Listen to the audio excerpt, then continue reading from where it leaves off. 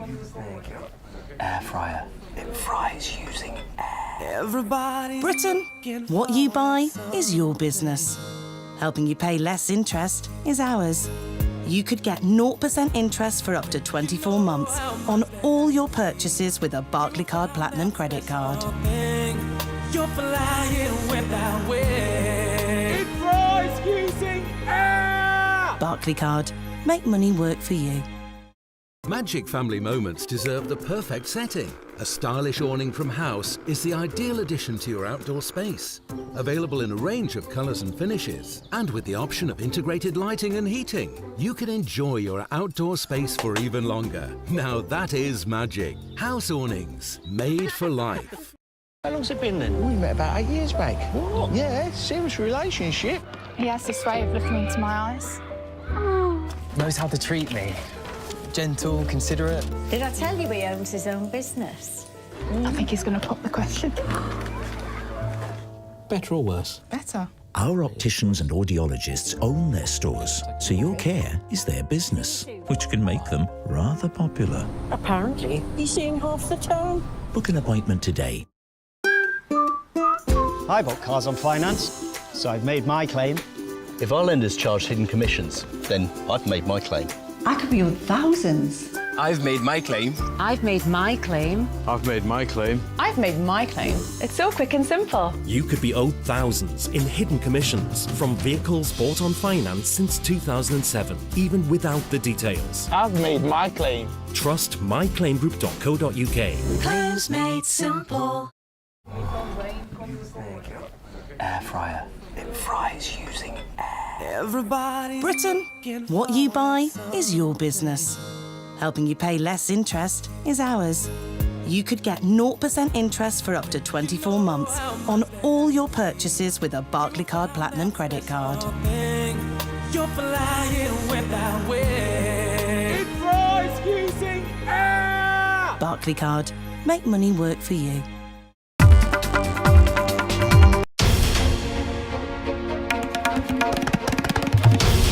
This is NDTV, and you're watching NDTV 24/7.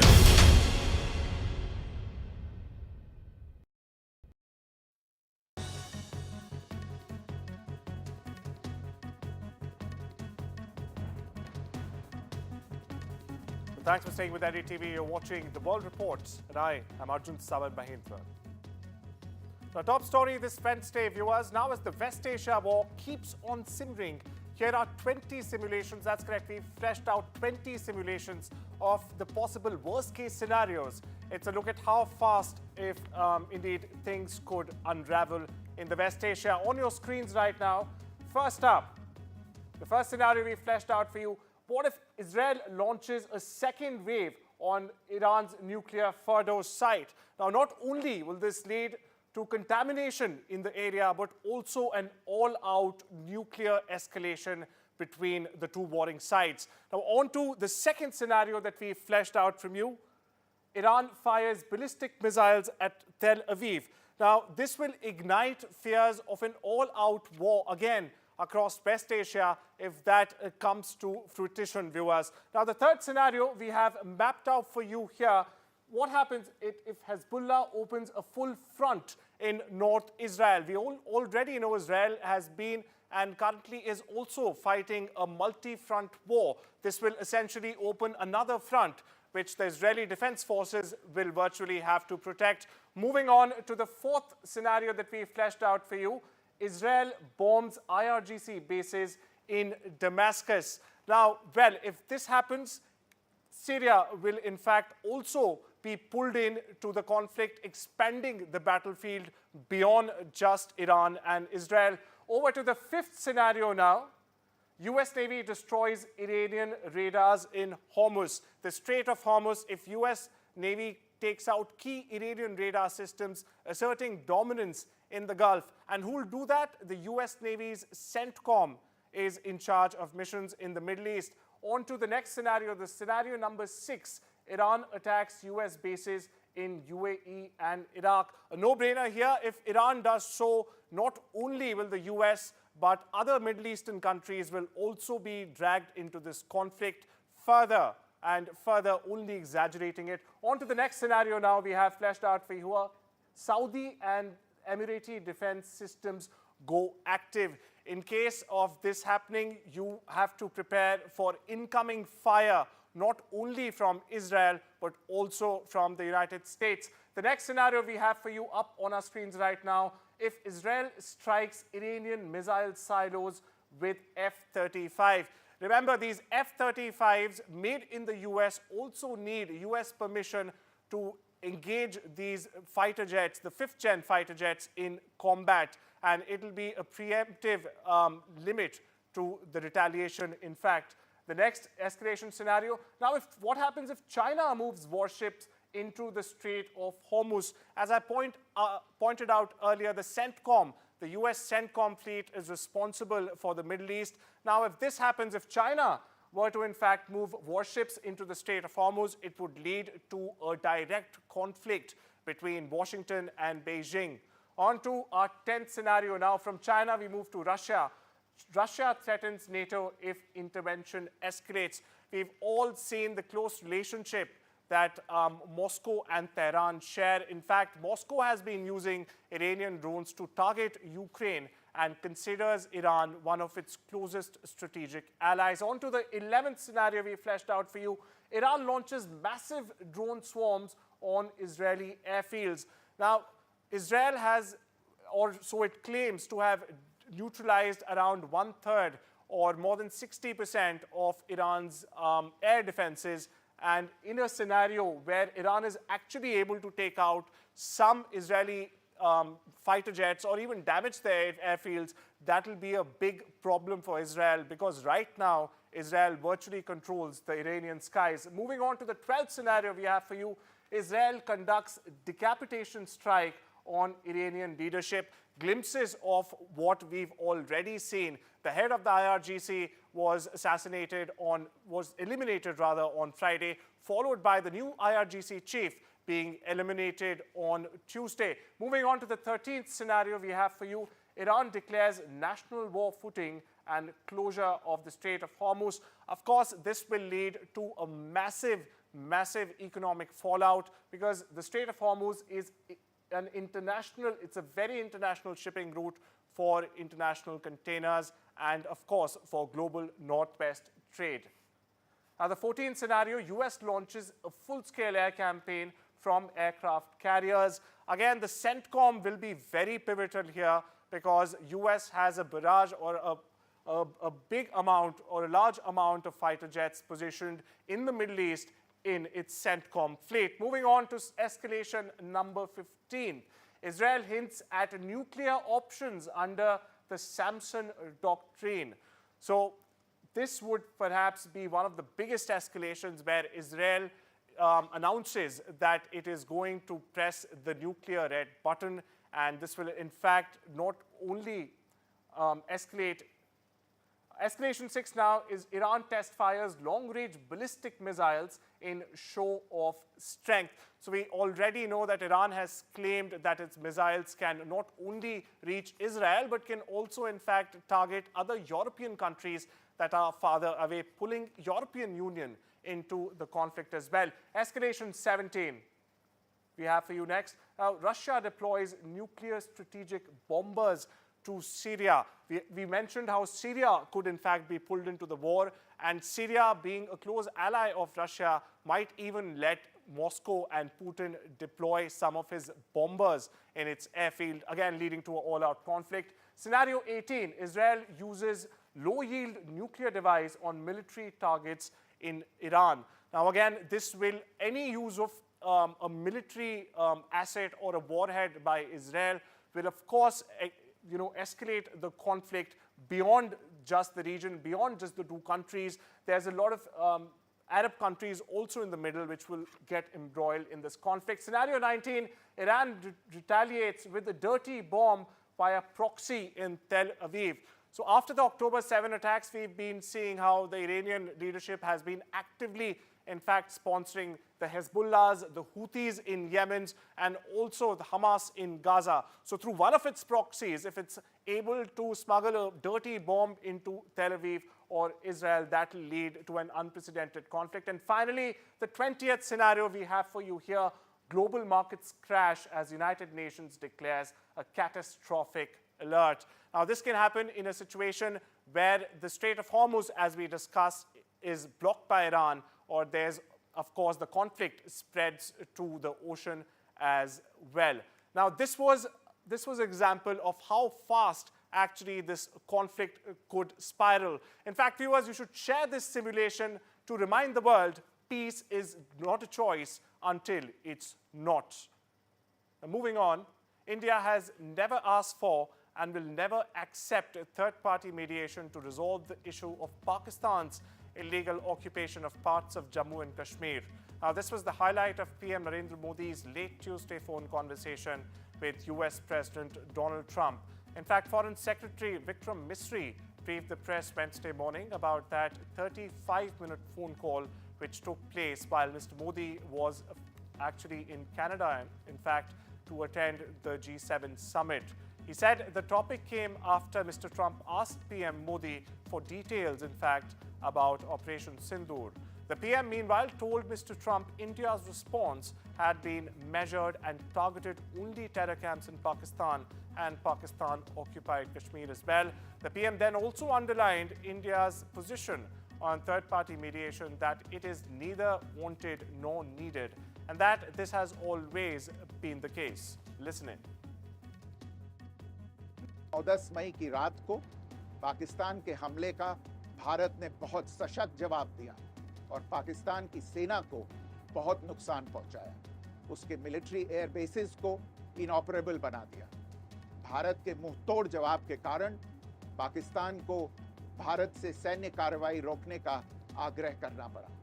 प्रधानमंत्री मोदी ने राष्ट्रपति ट्रंप को स्पष्ट रूप से कहा कि इस पूरे घटनाक्रम के दौरान कभी भी किसी भी स्तर पर भारत अमेरिका ट्रेड डील या अमेरिका द्वारा भारत और पाकिस्तान के बीच मध्यस्थता जैसे विषयों पर बात नहीं हुई थी। सैन्य कार्रवाई रोकने की बात सीधे भारत और पाकिस्तान के बीच दोनों सेनाओं की एग्जिस्टिंग चैनल्स के माध्यम से हुई थी और पाकिस्तान के ही आग्रह पर हुई थी। प्रधानमंत्री मोदी ने जोर देकर कहा कि भारत ने न तो कभी मध्यस्थता स्वीकार की थी, न करता है और न ही कभी करेगा। Well, that was the Foreign Secretary Vikram Misri. My colleague, meanwhile, Shiv Arur, gets you more of the story. This conversation is interesting on so many levels, and there's a lot to unpack when two leaders like Modi and Trump speak for 35 minutes. Imagine how long that conversation actually is. Number one, of course, the context was set, the fact that it was a phone call and not a face-to-face meeting because Trump had to abruptly leave the G7 in light of what's happening between Iran and Israel. The fact that this is the first conversation really after Operation Sindoor. The fact that Prime Minister Modi, the big takeaway, of course, is, setting the record straight, clearing any doubts about, the suggestion that there was mediation from the US president's side and that there was absolutely no talk of any trade or any deal or any bargaining chips diplomatically or otherwise during Operation Sindoor is something that the Prime Minister has cleared the decks on, settled the debate on, literally in a conversation with the man who made those claims, the US president himself. So it's very interesting, to see what the next steps in that conversation will actually be. I find it interesting that President Trump, moving away from protocol as he usually does, that is brand Trump after all, quipping and inviting Prime Minister Modi to stop by in the United States, on his return from the G7. Obviously, that doesn't happen on a dime. The Prime Minister of India is the Prime Minister of the world's largest democracy. He's busy. He's got a busy schedule as well. He can't suddenly divert his travel plans to stop over in the United States, no matter how important that relationship is. And it is a very important relationship, but he's got other work to do. But I think what this does really, Gauri, is set the stage for that next step. I think what the Prime Minister has done in these 35 minutes is clear the air over any lingering doubts over Trump and the United States administration's role in Operation Sindoor and how what happened was a ceasefire that was forced literally only by Indian action and not because of any external mediation. That's the big takeaway from this. Well, PM Modi has sent a clear message, in fact, during his 23-hour trip to the leaders of the G7. He's hit out at support for terrorism, international support for terrorism, which is in fact coming in from countries like Turkey, as we have seen in the recent past.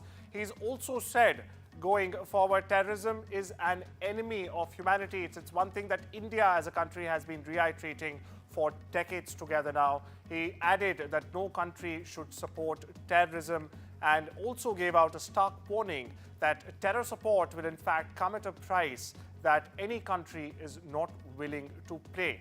Meanwhile, there were also progress made in the strained India-Canada relations at the sidelines of the G7 summit. There you see the iconic handshake between PM Modi and Canada's Mark Carney. And for reference, this was PM Modi's first visit to Canada in 10 years. That's right, after 2015.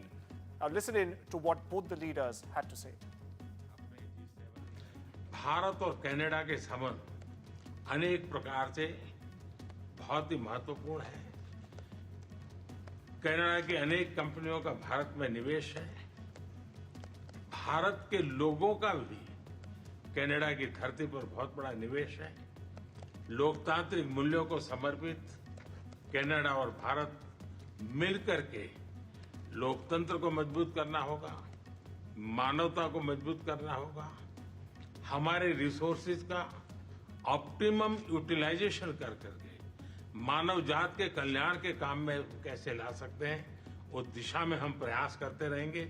और मुझे विश्वास है कि प्रधानमंत्री जी के चुनाव के बाद मुझे पहली बार मिलने का मौका मिला है, तो इस चुनाव के भव्य विजय के लिए भी मैं उनको बधाई देता हूं और आने वाले कालखंड में उनके साथ भारत और कनाडा मिलकर के अनेक क्षेत्रों में प्रगति करेंगे।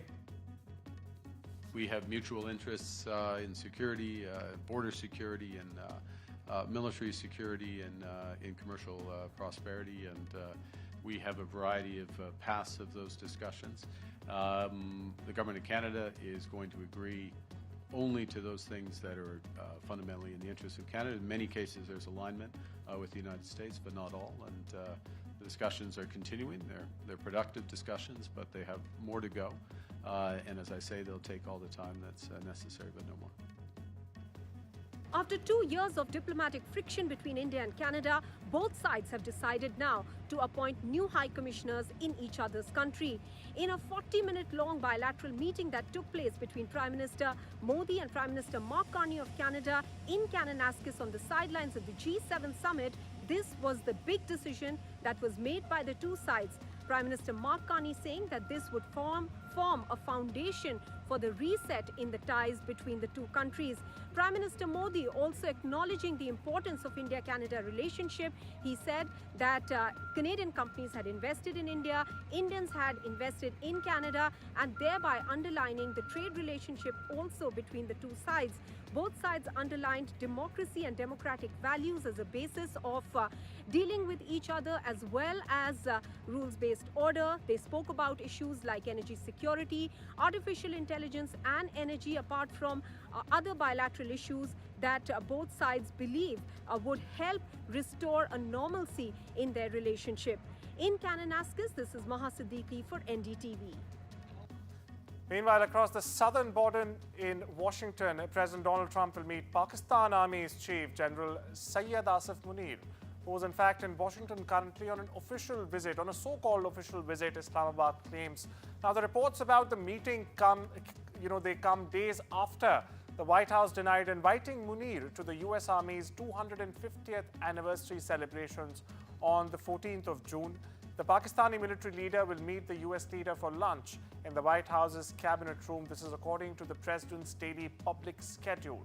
Now, the timing of this meeting is critical as it comes during an escalating high-stakes conflict between Israel and Iran. Munir is also meanwhile expected to meet with Secretary of State Marco Rubio and Defense Secretary Pete Hegseth on his U.S. trip.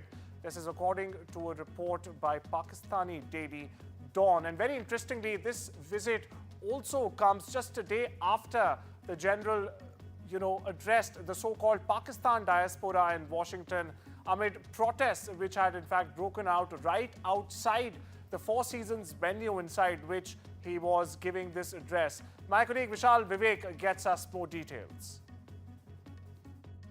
On one hand, we have the US President. On the other, we have the Field Marshal, so-called Field Marshal Asim Munir. This will happen. This will be a closed-door lunch at the White House, is what we've heard. And this comes, in the wake of the big clash between India and Pakistan. And during this meet, there's a possibility that US action on Iran could also be discussed, because there have been several reports that suggest that US is almost ready to act on Iran. And the fact of the matter is, when US does decide to attack Iran, it will need the bases that Pak has. Pak has been a long-time ally of US, so that will be in concentration. That is what the US will be looking at. And Trump is what the reports are suggesting, that Trump is now trying to appease Pak because the Iran war seems to be deepening each day. So that is what will also be looked at. And as we've been talking about, the meet comes shortly after the Operation Sindoor, in which Pak was exposed on the world stage. So it will also be in consideration when experts look at this meeting with close eye. And Trump has been repeatedly claiming that he was involved in brokering that ceasefire. The PM just now spoke with Trump and made it clear that that's not the case. It was Pakistan that had approached India for a ceasefire. Now, the deadly conflict between Iran and Israel enters its sixth day, with both sides biding their attacks. Iran's Supreme Leader Ayatollah Khamenei has issued a battle cry, this as Tehran used hypersonic missiles to pound Israel in the latest round of overnight strikes. The 10th round, for perspective there, Iranian leader warns of no mercy will be shown. Israeli Prime Minister Benjamin Netanyahu, meanwhile, has said he believes the Jewish state's offensive have significantly set back Tehran's nuclear program, sending them back a very, very long time. That's Netanyahu's statement. Now, in a series of threatening posts on Truth Social, US President Donald Trump has said that for now he would not act to eliminate Ayatollah Khamenei, and that the US could very well assassinate him, but is refraining from doing so. Now, the only reason they are choosing not to do so, according to Trump, is to avoid any retaliation against American civilians and troops in the Middle East. Now, he also demanded for an unconditional surrender, as we have already flashed earlier. We know exactly where the so-called Supreme Leader is hiding, said Trump's tweet on social media. He's an easy target, but it is safe there. We are not going to take him out, at least not for now, Trump wrote on his Truth Social account. Here's more. Ahead of this meeting in the White House Situation Room, President Trump fired off a slew of highly charged social media posts, giving the clearest indication yet of how he views this situation and what he wants. The president called for Iran's unconditional surrender, saying that the U.S. has complete and total control of the skies over the country.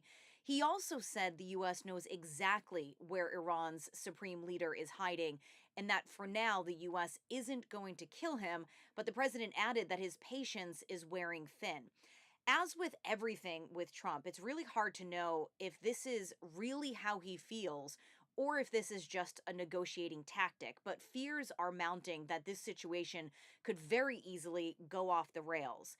The president has said that he is not interested in a ceasefire, but a real end to the hostilities and an end to Iran's nuclear program. But to really end it, to really end the nuclear program, it would likely mean the U.S. getting directly involved. It has the military hardware, the precision-guided bombs and aircraft to hit Iran's enrichment plant, which is buried very deep in a mountain.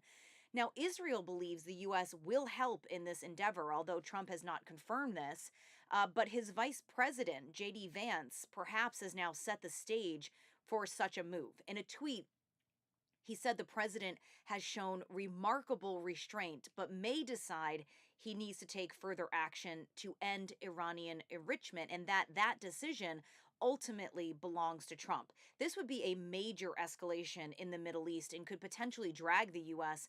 into a lengthy war, something that Trump and much of his team have long tried to avoid. Lawmakers here in Washington, though, seem to be getting nervous as well. A bipartisan measure is gaining traction on Capitol Hill that would limit Trump's ability to intervene. It would require him to get Congress's approval before engaging in any sort of direct action against Iran. It's unclear, though, whether this resolution will be able to pass, given Republicans' reluctance to stand up to or stand in the way of the president. Tony Waterman, NDTV, Washington. But that was my colleague Tony getting you the latest from Washington. And with that, it's now time to slip into a short break. We'll be right back.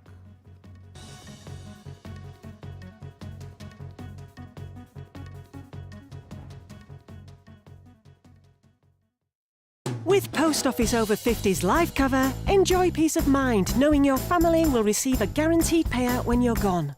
UK resident 50 to 80, your guaranteed acceptance. No health checks and from just £1.15 a week. Plus free 24/7 GP access with the health and wellbeing benefit. Purchase and receive a £125 gift card for amazon.co.uk, Tesco or M&S. Visit postoffice.co.uk/over50s. Hey Sainsbury's, they're growing quicker than my budget. Any help? Well, colleagues like Charlotte here are always lowering prices with Nectar and matching prices with Aldi, day and night. From strawberry season to smoothie season. Through cold and rain And tropical sunshine? through tropical sunshine indeed. Because we're always matching and lowering prices. Sainsbury's, good food for all of us. Wow, they really did grow quickly. Life's full of times like this. Oh yeah. The gaps between the good stuff. Okay. Like killing time in waiting rooms. It's not long until you've had enough. David, it's time for some tombola. Working on that flat pack. Open for fun. Been bulking up the 6-pack. Open for fun. Yes! I've won £11! All right, calm down. It's just a bit of bingo. Open for fun. Magic family moments deserve the perfect setting. A stylish awning from House is the ideal addition to your outdoor space. Available in a range of colours and finishes, and with the option of integrated lighting and heating, you can enjoy your outdoor space for even longer. Now that is magic. House awnings, made for life. One moment you're queuing up for stamps and the next you're joking. Seriously? You're a millionaire. Get yourself in the draw. Lotto, will you be the next millionaire?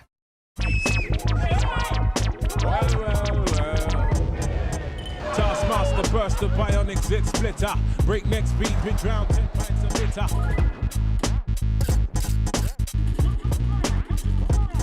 Silverback spotted ahead. Witness the fitness, the copper till living. One hope, one press. Tomorrow starts tonight. IKEA, the wonderful everyday. Kelsey and Reese could part exchange their car. Or check out We Buy Any Car. They could be confused if they got a good deal part exchanging. Or have cash in the bank with more bargaining power to get their dream camper van. Bad vibes or good vibes only. To get a quote in 30 seconds, enter your reg number now at webuyanycar.com.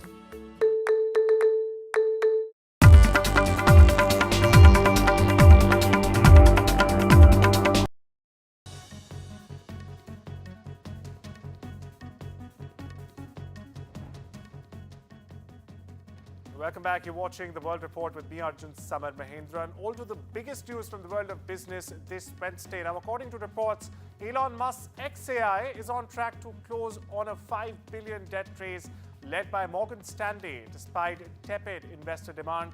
The $5 billion debt sale, which also includes a floating rate term loan, a fixed rate term loan, and secured bonds, will be allocated to investors, in fact, this very day on Wednesday.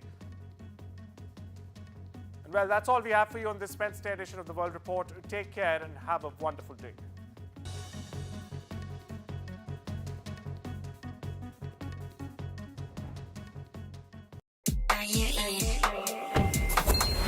The all-new Hyundai Insta 2025 World Electric Vehicle.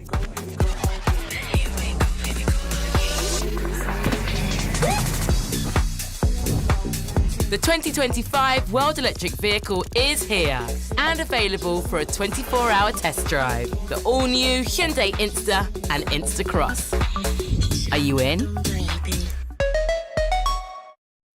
Oh, wasn't he lovely? That young man at Avanti Travel Insurance. Yeah, very. He was so reassuring. They covered all our medical conditions, you know. Oh, yeah. Your diabetes, my dodgy hip. And the rest. Even at your age, love. Oh. Love? Oh, great. Oh, love. Avanti Travel Insurance cover most pre-existing health conditions for all ages. That's travel reassurance. Call or go online. I knew I should have got the flamingo.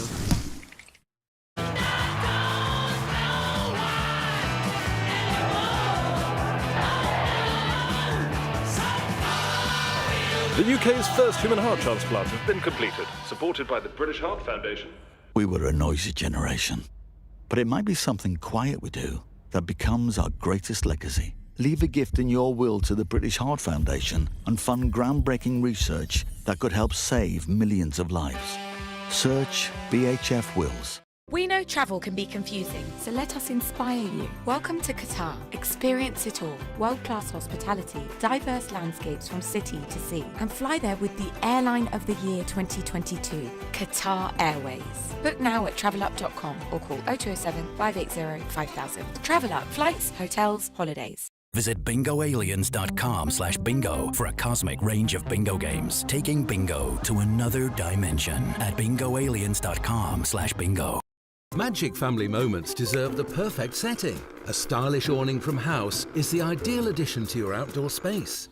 Available in a range of colours and finishes, and with the option of integrated lighting and heating, you can enjoy your outdoor space for even longer. Now that is magic. House awnings, made for life. From interesting tech startups to industry-leading companies, politics, sports, culture, curry, cricket.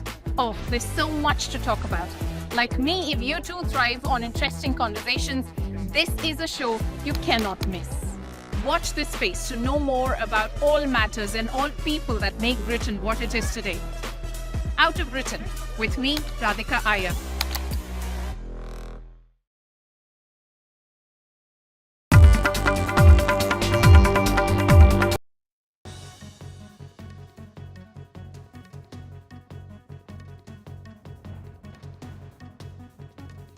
Thanks for staying with NDTV. You're watching The World Report, and I am Arjun, Samar, Mahendran.